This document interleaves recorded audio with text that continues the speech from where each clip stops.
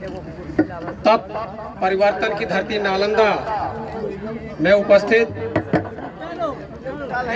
नालंदा के वासियों, हमारी माताएं बहनें, इस कार्यक्रम के अध्यक्ष जी, संचालक जी, और बिहार नहीं देश में लोकतंत्र, सामाजिक सूचिता, अन्याय के खिलाफ न्याय की लड़ाई लड़ रहे 72 साल के युवा हमारे गुरु आनंद मोहन जी, फ्रेंड्स ऑफ आनंद के सृजनकर्ता बड़े भाई जितेंद्र सिंह नीरज जी, मंच पर उपस्थित बड़े भाई धनवंत सिंह राठौर जी, जहानाबाद से आए हमारे साथी मुकेश सिंह जी, यहाँ उपस्थित ये नालंदा की धरती पुराने काल से, मगध के जमाने से हमेशा परिवर्तन को दिशा देते रही।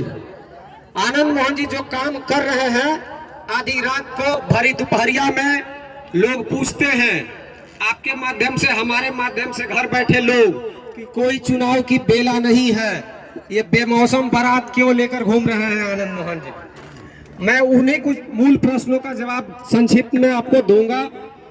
ये सच है ये चुनावी मौसम नहीं है, और आनंद मोहन जी जो कर रहे हैं आपके लिए कर रहे हैं, आपके प्रदेश के लिए कर रहे हैं। इत्तेफाक से हम लोग नालंदा में हैं, यहाँ उपस्थित माताएं और बहनें बगल में हैं, बताएंगी, हालांकि उनको आपको आगे बैठाना चाहिए था।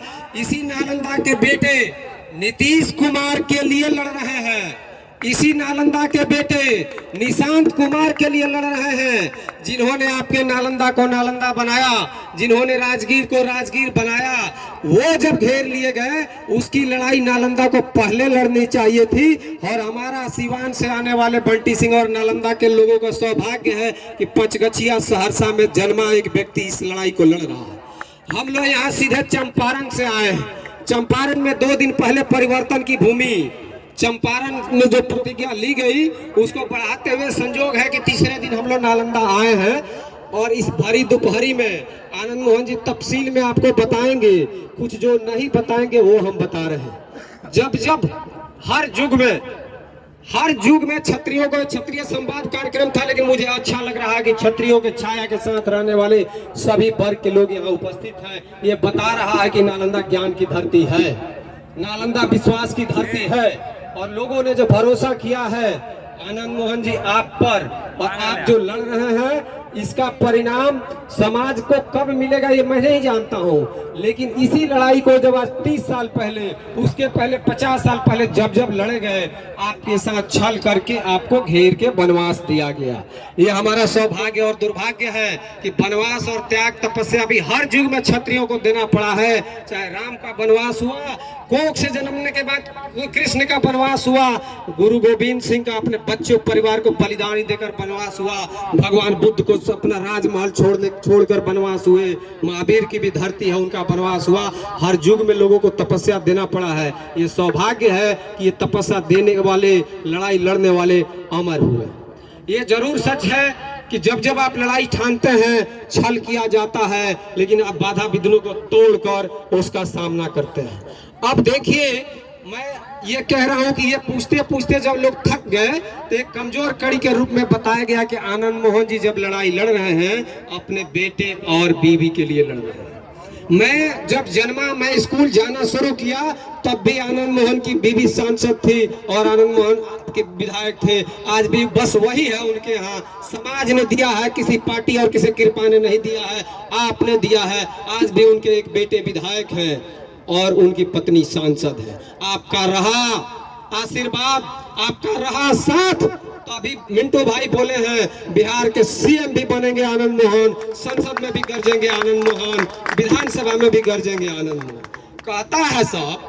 अब देखिए महाराणा प्रताप की लड़ाई, महाराणा प्रताप जी को याद करते हैं। प्रताप जहां आता है तो थोड़ा सा राजपूतों में एक उबाल आ जाता है। मैं कह रहा हूं, आप सुनिए और गुनिए, तब चुनिए। अगर आनंद मोहन की बातें, उनका लक्ष्य आपको सही लगे, तब आप फैसला लीजिएगा और इस लड़ाई में सहयोग दीजिएगा। बताया जाता है, आपने देखा कि जब लड़ाई जब जब शुरू किए, तब तब हमारे ही समाज के कुछ ऊंचे नीचे छोटे बड़े लोगों को जो स्टाफ की नौकरी कर रहे थे, लोगों ने कहा, उनको आगे किया गया कि आनंद मोहन बेटे के लिए कर रहे हैं।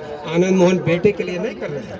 आनंद मोहन आपको, इस कुर्सी पर बैठे हुए हमारे नौजवान साथियों को, बगल में बैठी महिलाओं को मालिक बनाना चाहते हैं और 20 साल से लोग नौकर बना कर रखे हैं। दुर्भाग्य हमारा समाज का है कि नौकर में ही खुश है, वैसे नौकरों को मालिक बनाना चाहते हैं। ये भी एक तरह का स्टार्टअप है। सम्मान से जीना सिखा रहे हैं आनंद मोहन, सम्मान से मरना सिखाएंगे आनंद मोहन। और कुछ नए लोग आए, सामने आए, वो मूर्छित हो गए, वो खत्म हो गए। तो जैसे भीष्म पितामह के समय, भीष्म पितामह के समय सारा तीर जब फेल हो गया तो कृष्ण ने पेश कर दिया एक शिखंडी को भीष्म पितामह के सामने। तो प्रेस के साथी हमारे बैठे हैं, क्योंकि मामला प्रासंगिक मैं कहना नहीं चाहता था, प्रेस के लोगों से मेरी कुछ ज्यादा लगाव रहती है। तो शिखंडी को भीष्म पितामह के सामने पेश कर दिया गया कि शिखंडी पर तीर नहीं चलाएंगे भीष्म पितामह, और उनके साथ छल किया गया। तो सारे स्टाफ नौकर एनसीसीएन जब थक गए, तब 2 दिनों से मैं देख रहा हूं कि प्रेस के सलाहकारों के रूप में कुछ शिखंडियों को सौंप दिया गया है। वो पहचानते नहीं है कि आनंद मोहन का बेटा कौन है। अरे 80 साल का हमारे दादा के उम्र के लोग से लेकर 18 साल के युवाओं के भाई हैं आनंद मोहन, और उनके बेटे को तुम नहीं पहचानते हो। और पहचानते किसको हो?